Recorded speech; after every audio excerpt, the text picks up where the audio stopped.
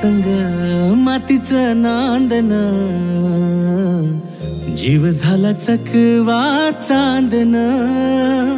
आभाळा संग मातीचं नांदन,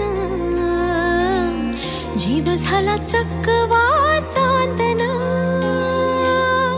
दिवसाच दिसत्यात तार या नभामध्ये, दिवसाच दिसत्यात तार या नभामध्ये. हो जगन हे न्यार झालं.